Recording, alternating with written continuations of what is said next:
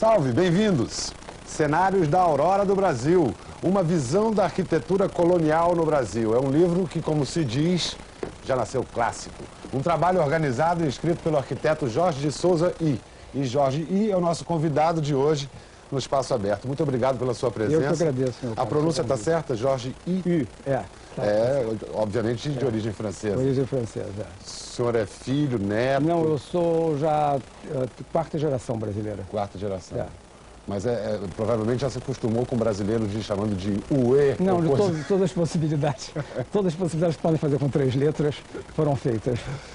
O livro cobre 8 estados brasileiros. Ele cobre realmente, veja bem, ele cobre 6 partes, que se desenvolve a última, que é o Sudeste, eu desenvolvo em 3, divido em 3. São Paulo, Paraná e Rio Grande do Sul. É, exatamente. Mas o que é um trabalho de dimensões, assim, digamos, quase monumentais, mas foi feito meio a toque de caixa, pelo que eu li. Foi. O senhor fez uma viagem de 50 dias?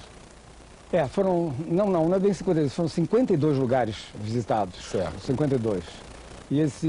Mas eu precisava explicar um pouco como é que nasceu esse livro. Por favor, por favor. Porque isso aqui é uma coisa interessante.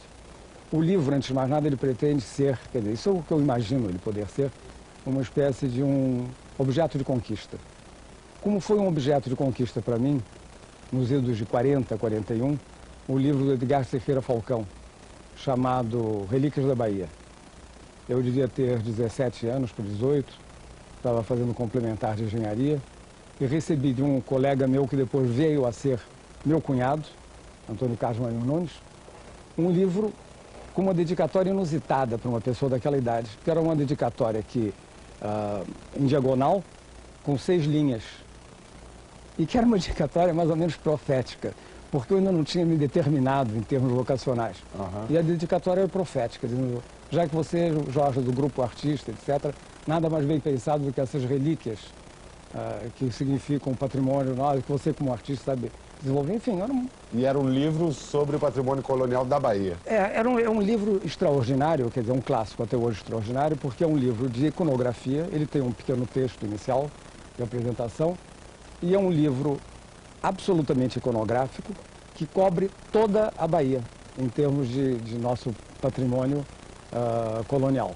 É absolutamente extraordinário. Até hoje, o livro, digamos assim, de uma atualidade, de um frescor, de uma qualidade fotográfica incrível. Esse livro, para mim, teve um impacto incrível, porque esse livro me chegou muito antes de eu ter tomado conhecimento das revistas do patrimônio, que já tinham sido começadas em 37.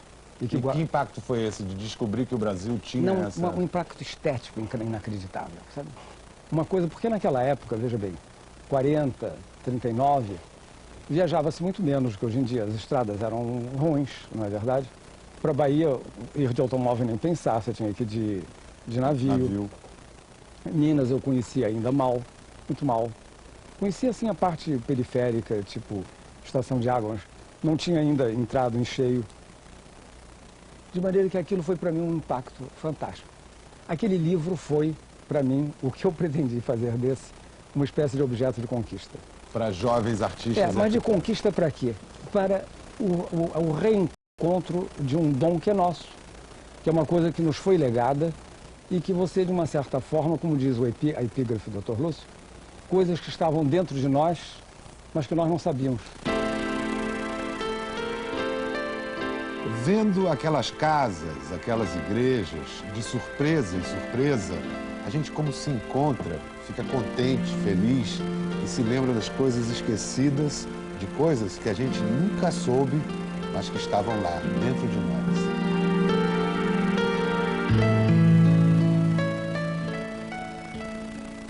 Se você para um instante para pensar nisso, de coisas que você nunca soube, mas que estavam lá dentro de nós. Esse lá dentro de nós significa o quê?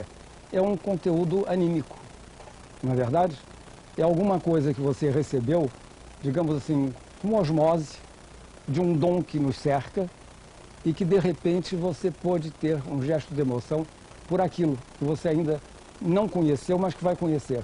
E que, conhecendo, você verifica que aquilo estava ancorado dentro de você. Isso aqui é uma coisa fantástica. reconhecendo, na verdade. Né? É um conhecer reconhecendo. É aquela dimensão de alma que é difícil a gente explicar. Agora, só uma curiosidade técnica. Essa viagem, o senhor viajou junto com o fotógrafo? Nem sempre. Nem sempre. O fotógrafo que é o... José de Paulo Machado e o Nelson, né?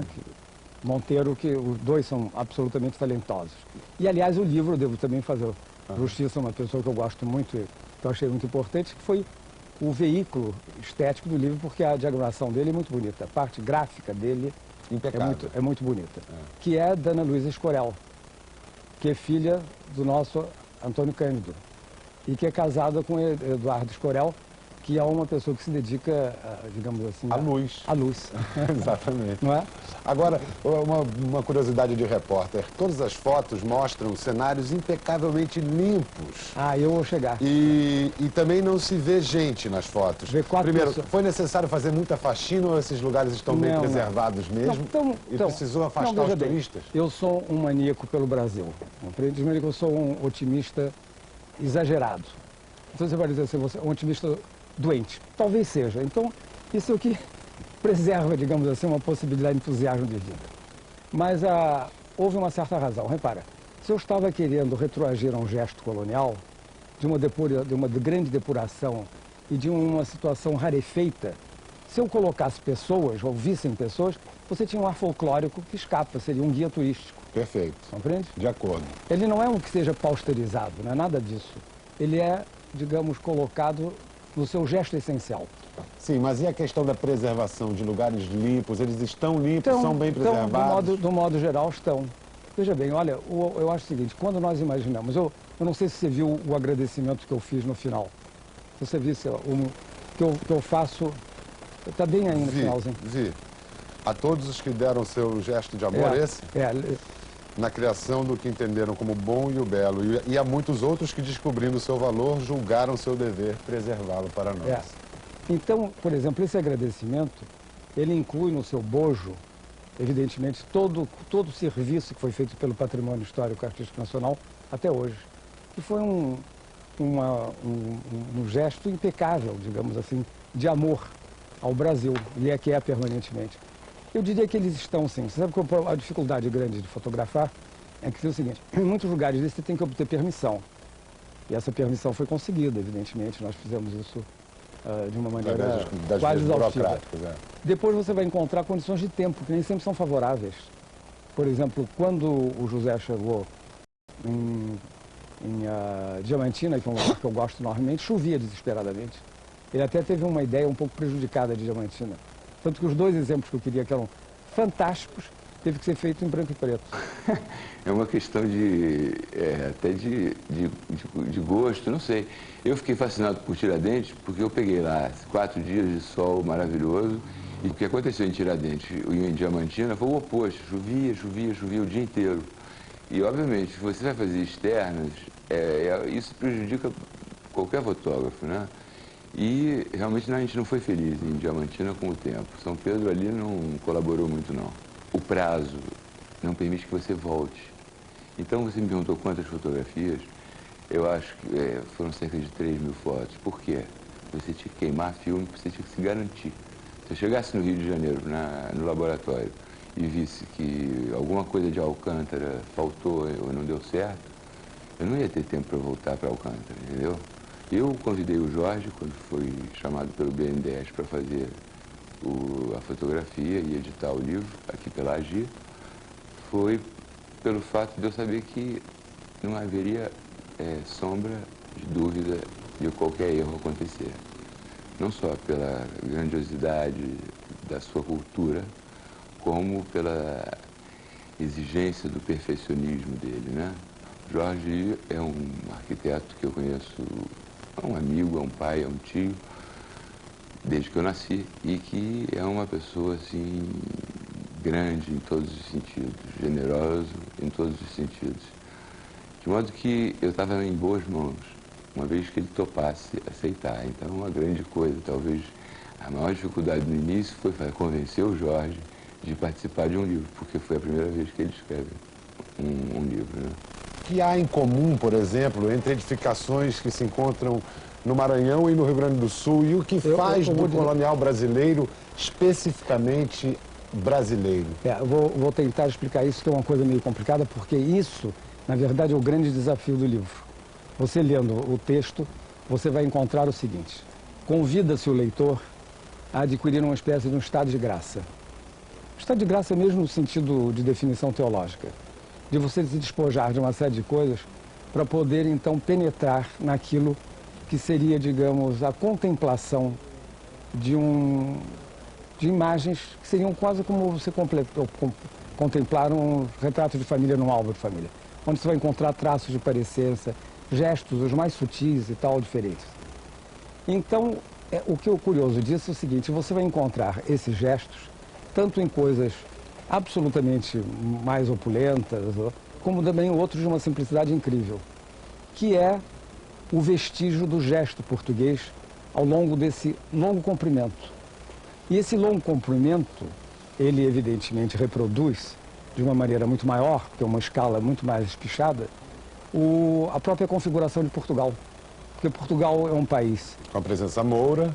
Exato, Portugal, pois é, exato. É um país relativamente estreito, mas comprido, onde você em cima tem até, digamos, influências de natureza étnica celta e embaixo você tem os vestígios de uma colonização, de uma ocupação moura por muito tempo, 800 anos quase, né? É. Então esse gesto transmigado é que vai formar, digamos assim, o gesto colonial nosso. Agora, se você conseguir pensar no que era o tecido, digamos, social das pessoas que aqui chegaram, é que é uma coisa espantosa, como eu digo lá. Você tinha expatriatos, foragidos, degredados, sacripantas, papalvos, pessoas de todas as espécies, não é, que chegaram aqui, e que uns pensavam, como se pensou durante muito tempo, ficar muito pouco tempo, amealhar algum dinheiro e ir embora. Outros não puderam voltar por uma série de situações, ou por mutilação, não poder voltar, faltava um nariz, uma coisa, um braço e tal, ou então por ligações, já que de família aqui, e outros, que é uma coisa fantástica, e esse é o convite para todos nós, seduzido por esse incrível mistério da paisagem. E eu acho que esse incrível mistério da paisagem é que, na verdade, determinou a apropriação correta desse gesto português, que é tão veiado, digamos assim, dentro dessas diversas possibilidades de aclimatação, através também dessa situação brasileira. E quando o senhor se refere a essa adequação, essa adaptação dessa arquitetura para o clima tropical, aonde que isso fica mais evidente? Por exemplo, para um pai que está indo visitar as cidades coloniais com os filhos, além de admirar meramente a beleza, o que já é muito, mas o que chamar a atenção para as crianças, para perceber o que é... O que eu acho que devia se chamar a atenção, antes de mais nada, é como é que aquilo se casou bem ao terreno onde ele foi colocado. Isso é impressionante, via de regra. Você vê isso, por exemplo, numa situação de uma quase vastidão total, feita num lugar sedável, a torre, que foi uma maior construção jamais feita no Brasil colônia. Era um castelo, o único castelo, né? Quer dizer, não é bem um castelo, porque não tem ar de castelo, mas chama-se castelo porque ele tem uma igreja sextavada e pela sua proporção. Mas, enfim, uma porção de... E era arquitetura civil, né? Era arquitetura civil. Mas, enfim, o que aquilo tem de comum? Você vai o seguinte, você olhando um pouco, você vai encontrar que aquilo tem em comum, se você quiser, ser outra coisa, mas tem em comum com as missões, com os 7 povos. Você tem em comum com as grandes construções havidas, digamos, no Rio de Janeiro. E você vai encontrar materiais comuns que encontraram aqui a sua expressão franca, não é? Como construir, que isso é explicado no livro, como construir as paredes, dependendo da técnica e dependendo da inspiração ou do que o português aqui encontrou como possibilidade de fazer parede. De material. Se fazia de pau a pique. Quer dizer, pau a pique é uma espécie de uma trança de madeira em que você coloca barro nos dois lados, né? Uma espécie de um estrado que você reveste de barro. Ou então de taipa de pilão, que na verdade você faz um baldrame de pedra, depois coloca tábuas paralelas, que tem furos para que elas não se abram, evidentemente, e aí soca barro com um pilão mesmo, para que ela então fique sólida e as paredes vão subindo. Ou então, se você vai encontrar tijolo de adobe ou tijolo de alvenaria, e aí vai. Mas é essa, ou como forrar fechar as casas, para tratar da cobertura, que no início praticamente eram choças, quase a moda dos índios, né? E que depois utiliza-se a mesma técnica de Portugal, que na verdade é uma técnica romana, uma técnica mediterrânea, você fazer as telhas de barro, etc.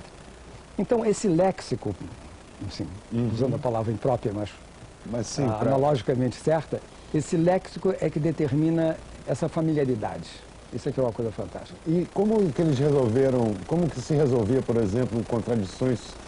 Eu acredito que eram casas ou prédios que necessitavam proteção, necessitavam se proteger do mundo externo. Ao mesmo tempo, precisava-se de circulação de ar. Bom, as janelas eram pequenas, mas tinha circulação de ar. Como é que se resolvia isso? Bom, veja bem, nós temos que... Essa casa que eu me detenho um pouco em escrever... não estou falando da torre, mas estou falando do Padre Inácio, um pouco o sítio Santo Antônio, que era grande, fazia Santo Antônio do Fernão Paes e Barros. Eram casas de caráter muito especial, que eram casas com uma possibilidade de defesa muito racional. Elas eram casas de poucas portas e poucas janelas, onde você tinha um grande telhado, o telhavã, que se encarregava de fazer o sistema de ventilação. Né? E que eram casas que se desenvolveram praticamente como o trama ortogonal de um jogo da velha. O jogo da velha você faz duas linhas paralelas, verticais, e duas vigas paralelas horizontais. E aí está a casa do Bandeirante. No meio a varanda, à direita a capela, à esquerda o quarto de arreios. A sala é a sala ainda quase de caráter ainda feudal, com os quartos que são as alcovas, geralmente sem janela. Às vezes, quando eram mais altas, elas podiam ter um estrado. O quarto de arreios é o quarto de hóspedes. Que era o quarto de hóspedes. E atrás ficava o serviço. E esse padrão se repete. E curioso é que esse padrão, na verdade, é o padrão da casa brasileira, porque você espichando isso, você consegue, digamos, a casa cidadina. É só dar uma espichada assim, você inventa o corredor, você põe a parte íntima atrás, compreende? Você eventualmente se estica demais, você põe um pátio e tal, mas digamos assim, que vai dar no sobrado até. Que vai dar, se você multiplicar, dividir por 2 e colocar uma escada, evidentemente você coloca o sobrado. Agora, Ouro Preto, por exemplo, é todo assim. Que curioso, não é? Há uma lógica, assim. Afinal. Ouro Preto é todo assim porque você tinha uma trama, digamos, comercial que definia todo o primeiro andar. Geralmente o comércio funcionava na parte de baixo. E em cima você tinha a casa de família. E quando isso foi trazido para as cidades, inclusive até para o Rio de Janeiro, se você for analisar isso, e as casas de São Paulo, e todas as casas de cidade, elas são essa trama compacta esticada. Agora, uma coisa que chama a atenção no livro é a sua afirmação de que na construção desses prédios, a construção desses prédios teria exercido de alguma maneira um papel, se não libertador, atenuante da condição de escravos, que os escravos teriam encontrado aí... Não, isso é uma ideia muito bonita, que é uma coisa que vem desde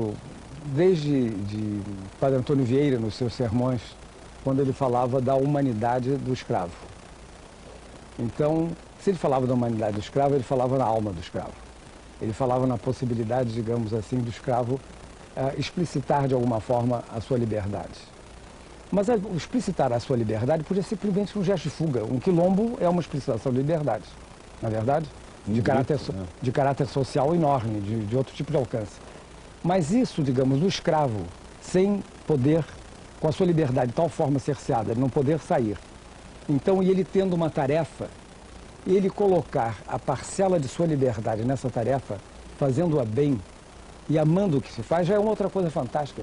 Ele não estava entregando aquele objeto ao seu feitor ou ao dono, ele estava entregando a sua liberdade ao produto que ele estava criando. E isso é uma coisa linda, porque isso, eu acho que essa marca de liberdade nós encontramos em todo o nosso território. Isso aqui é uma coisa maravilhosa. Porque, evidentemente, você encontra, você diria, não, o que significou de sofrimento, tudo, para em benefício de uma determinada classe que podia usufruir, então, as vantagens, de qualquer forma. As vantagens disso. Mas, de uma certa forma, o produto, a propriedade, digamos, da criação do objeto era dele. Isso é muito patente, por exemplo, se bem que eram situações sociais já comunitárias diferentes, mas você vê, por exemplo, que a imaginária, aqueles santos que foram criados no período de missões, são de uma liberdade inacreditável, de uma beleza impressionante. E fora de todo o cânone que vinha da Europa. Isso eu acho uma coisa assim fantástica. O que resistiu até hoje, resistiu por quê? Porque tinha importância estratégica, ou estava numa determinada região que manteve a vitalidade econômica. O que virou ruína e o que se resistiu até hoje, tem alguma coisa que explique? Eu acho que sim. Eu não sei quem exatamente disse, eu não vou perder tempo pensando. Se eu ficasse aqui parado alguns minutos, eu diria quem. Sei. Mas alguém que estudou muito bem esse problema do que significou, digamos, a destruição do acervo do Império Romano, disse com a maior propriedade o seguinte, que o acervo cultural, arquitetônico, etc., do Império Romano, ele não foi destruído pelos bárbaros expressamente. Bem, agora vamos aqui destruir isso. Destrói tal coisa. Vamos destruir o Capitólio, Não, simplesmente ele não foi conservado, não foi assumido, porque eu não queria dizer nada para eles. Ele não estava dentro da expressão do gesto cultural. E essa mesma explicação, então, cabe? Muito cabe, digamos assim. Muitas coisas sumiram exatamente por uma mera questão de falta de apresentação ambiental. As cidades entraram em decadência, alguma coisa entrou em decadência, foi um caso típico de Alcântara, não é? E que sumiu, a outra cidade era mais importante, as coisas afluíram para ali e ali foi feito, e o outro foi entrando em decadência, era mais longe e tal, ficou em decadência. Caso típico daquilo que nós estamos conversando um instante antes de entrar aqui no estúdio, que foi sobre Tiradentes, não é? Tiradentes se preservou quase na sua totalidade, porque foi uma cidade que depois da sua prosperidade, do ciclo do ouro, ela entrou em decadência. Ela entrou em decadência, ela estagnou, ela cristalizou. Ela podia ter sido destruída, digamos, por questões de intempérie, mesmo que podiam ter desmontado para aproveitar ou material. Ou para um outro ciclo econômico. Mas não havia sentido fazer isso. E ela se preservou. E foi encontrada depois por pessoas que julgaram ser dever preservá-la para nós. Tá? A quem nós agradecemos. A quem nós agradecemos. Mas isso é mais ou menos tudo. Outras não se preservaram porque continuaram, digamos assim, com sua vitalidade de cidade e tal. E depois surgiu, de repente, essa coisa maravilhosa que aconteceu no nosso século, que foi, de início, digamos, um movimento nacionalista de valorização da nossa coisa, do nosso gesto, da coisa brasileira, que era preterido sempre em função de modelos europeus, não é? Isso, quer dizer, tem uma série de vetores, um deles foi, evidentemente, a Semana de 22, você tem uma série de outros, pessoas extraordinárias que surgiram no bojo desse movimento, feito um Mário de Andrade, né, feito um Lúcio Costa, feito o Rodrigo Melo Franco de Andrade, enfim, tantos outros extraordinários, não, um Luiz Saia, pessoa do valor Joaquim Cardoso, enfim, e que se reuniram de repente sob a inspiração de Rodrigo Melo Franco de Andrade, criando o patrimônio, que foi a maneira de se fazer um levantamento, inicialmente quase um levantamento, digamos, do que havia no Brasil, e depois de que maneira poder exercer, digamos, uma jurisdição de conservação e, às vezes, de intervenção no bom sentido. Isso de uma maneira muito difícil, muito complicada, porque muitas vezes você ia intervir na preservação de um bem quase desligado do uso da comunidade, quando a comunidade carente precisava de outras coisas. A comunidade precisava de uma escola, hospital, e você está consertando uma igreja. Então, até você ter a conivência, digamos, da cidade, para que eles possam entender o valor daquilo e fazer com que eles tenham a identidade, que é uma coisa complicada. Como, aliás, que é o fator principal para a preservação daquilo. E que, inclusive, é o nosso problema diário, não é? Se você não tiver, digamos, cidadania. Se você não tiver a consciência da cidadania, você não tem o que preservar. Enquanto você não consegue entender que aquilo é um bem que está dentro de você, estava dentro de você, mas você não sabia, compreende? Você não pode preservar. E de repente passou o tempo, o papo foi tão rápido, meu caro, eu agradeço, tão bom que passou rápido. Eu agradeço demais a oportunidade de poder conversar com você. Um belíssimo livro, e quem quiser descobrir o Brasil que está dentro de você e você nem sabe, a alma do Brasil, deve ler Uma Visão da Arquitetura Colonial no Brasil, de Jorge de Souza I. Muito obrigado, Jorge. Eu te agradeço, meu caro. Até a próxima. Muito obrigado. E obrigado a vocês. Tchau.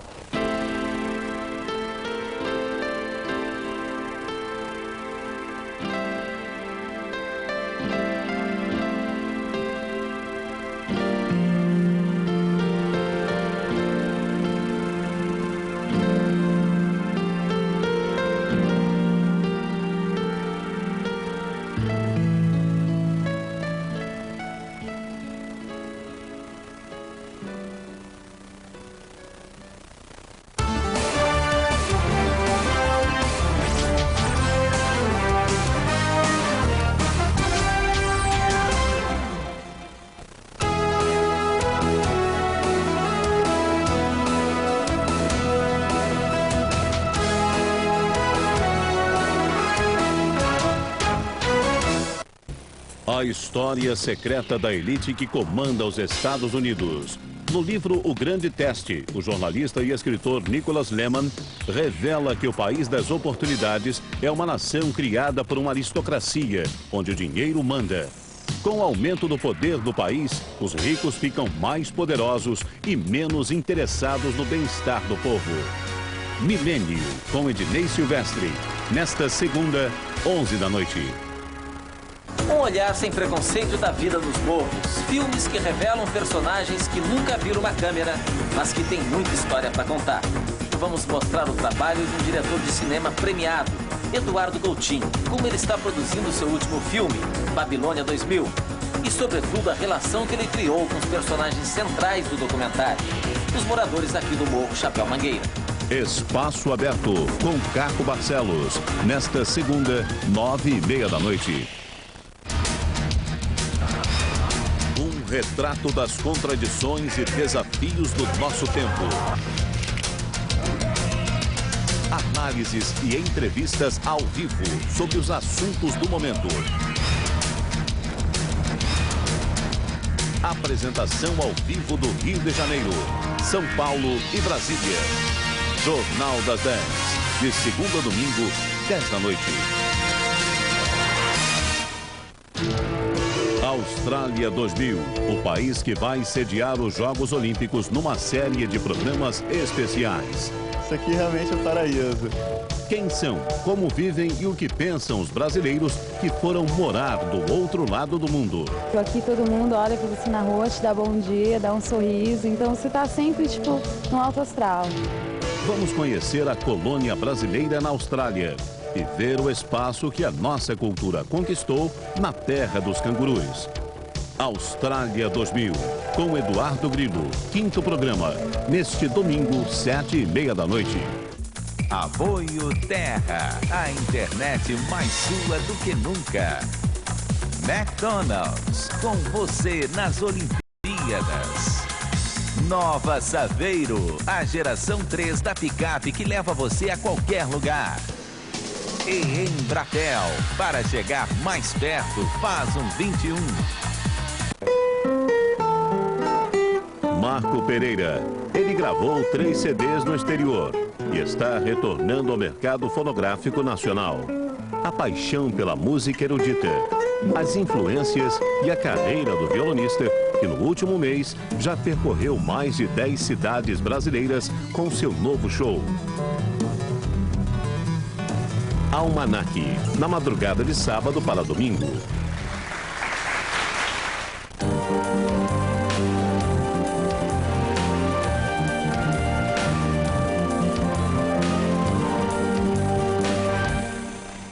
Eu sou o William Vac, do programa Globo News Painel. Vamos falar esta semana do menino cubano Elian Gonçalves, que foi resgatado da família de Miami numa operação militar cinematográfica. E vamos falar também de nossos índios, mais exatamente de como nós vemos os nossos índios. Uma pesquisa do Ibope dá essa resposta. Não perca o Globo News Painel desta semana. Até lá. Globo News Painel, com William Vac, neste sábado, 11 da noite.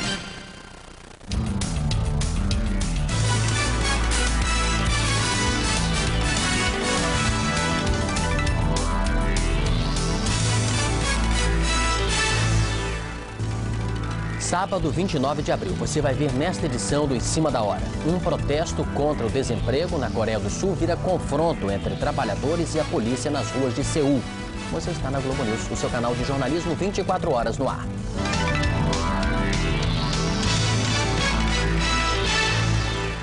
Manifestantes e policiais se enfrentaram nas ruas de Seul, na Coreia do Sul. O conflito começou depois que 20 mil trabalhadores protestavam contra o desemprego. O protesto, organizado pela segunda maior federação de sindicatos da Coreia do Sul, começou de forma pacífica. Mas em pouco tempo, manifestantes e policiais começaram o confronto.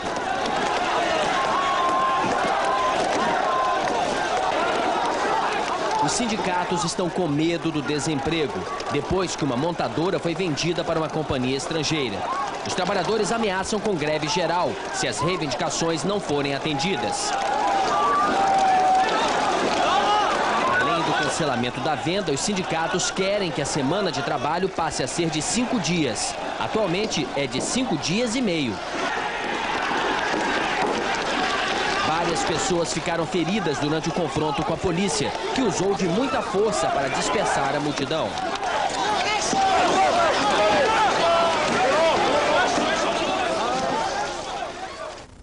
O governo das Filipinas nega o pedido de substituir o chefe das negociações para libertar os 21 reféns sequestrados pelo grupo muçulmano.